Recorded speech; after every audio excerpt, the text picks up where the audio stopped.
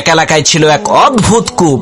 লোকেরা যখন ওই গহীন অন্ধকার কূপ থেকে পানি তোলার জন্য কূপের মধ্যে রশিতে বাঁধা বালতি নামিয়ে দিত, তখন ওই রশি ঠিকই থাকতো, কিন্তু বালতিটা কূপের মধ্যে উধাও হয়ে যেত। এই আশ্চর্য ভুতুড়ে কাণ্ড দেখে এলাকার সমস্ত লোকেরা বলাবলি করতে লাগলো যে নিশ্চিত এই কূপের মধ্যে জিন ভূত আছে। এলাকার সমস্ত গণ্যমান্য ব্যক্তিরা একত্রিত হয়ে দেশের বড় বড় কবিরাজদেরকে নিয়ে আসলো ওই কূপ থেকে জিন ভূত তাড়ানোর জন্য। কিন্তু দুঃখের বিষয়, কোনো কবিরাজই এই সমস্যার সমাধান করতে পারলেন না। অবশেষে সেই এলাকার একজন দুঃসাহসী বালক বলে উঠল, আমি এই কূপের ভেতরে নেমে দেখবো এর মধ্যে আছে কি। ছেলেটির এই কথা শুনে এলাকার সমস্ত লোকেরা হতভম্ব হয়ে গেল। সকলেই তাকে বলতে লাগলো, ভাই এই কাজ করা তোমার মোটেও ঠিক হবে না, এটা কিন্তু তোমার আত্মহত্যার শামিল। তখন সেই ছেলেটি বলল, ইনশাল্লাহ আমার কিছুই হবে না, তবে আমার একটা শর্ত হচ্ছে, যেই রশিটা আমি মাজায় বেঁধে এই কূপের মধ্যে নামবো, ওই রশিটা তোমাদের সাথে আমার পিতাও যাতে ধরে রাখে। এলাকাবাসী বলল, এটা আবার কোনো শর্ত হলো নাকি? ঠিক আছে, তোমার পিতাও আমাদের সাথে রশিটা ধরবে, কোনো চিন্তা করবা না। কথা অনুযায়ী মাজায় রশি বেঁধে সেই ছেলেটি কূপের মধ্যে নেমে দেখতে পেল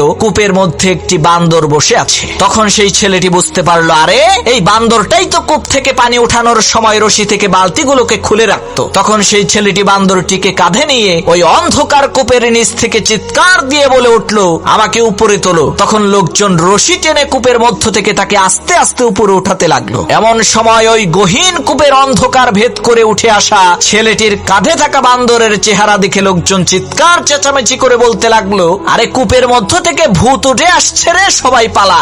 ভূতের কথা শুনে যে যার মতো এদিকে ওদিকে ছুটে পালিয়ে গেল। কিন্তু ওই ছেলেটির পিতা রশি ছেড়ে কোথাও গেল না, কারণ তার কলিজার টুকরা সন্তান যে ওই কূপের মধ্যে আছে, এ কারণে সে তার সমস্ত শক্তিকে একত্রিত করে রশি টেনে একাই তার সন্তানকে কূপ থেকে বের করলো। এরপর দেখা গেল তার ছেলে কূপের নিচ থেকে কাঁধে করে একটি বান্দর নিয়ে এসেছে। তখন সেই ছেলেটি তার পিতাকে বলল, বাবা আমি জানি আমার বিপদে সবাই পালিয়ে গেলেও তুমি কিন্তু পালাবে না, এজন্যই আমি শর্ত জুড়ে দিয়েছিলাম যে আমাকে টেনে তোলার রশিটা যাতে আমার পিতা ধরে রাখে। প্রিয় ভাইরা, এখান থেকে বোঝা যায় যে বিপদের মুহূর্তে সবাই আপনাকে ছেড়ে পালিয়ে যেতে পারে, কিন্তু আপনার মা বাবা আপনাকে বিপদে রেখে কখনোই পালাবে না ইনশাআল্লাহ।